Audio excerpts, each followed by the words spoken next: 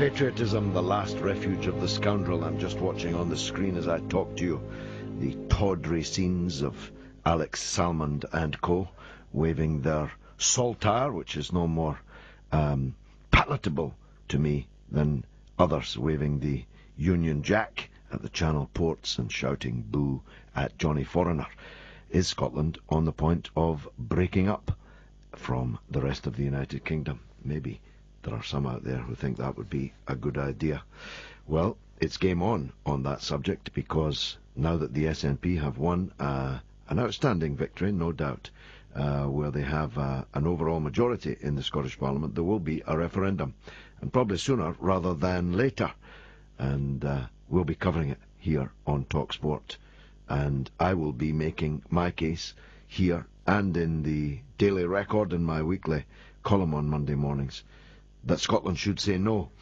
Britain has said no to the alternative vote, and by a thumping 2-1 majority, indeed more than 2-1.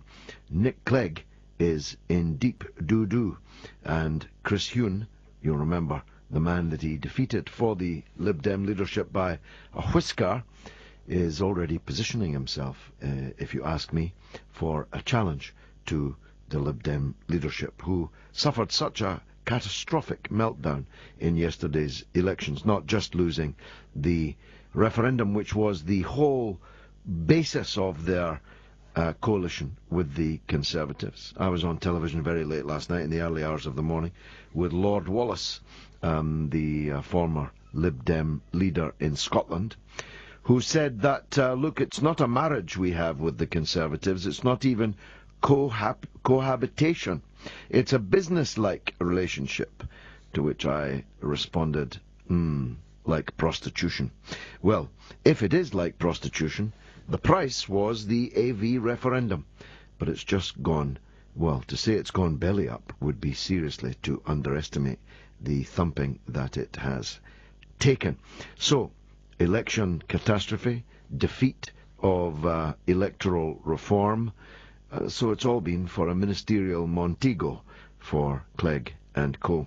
We'll be talking to Lembit Opik, of course, former Lib Dem MP, mayoral hopeful and broadcaster, discussing the real trough in which his party finds itself.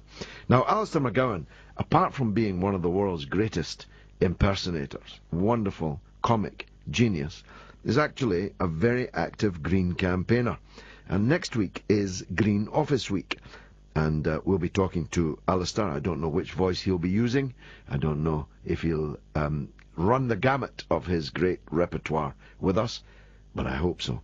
If he's listening now, Alistair, limber up.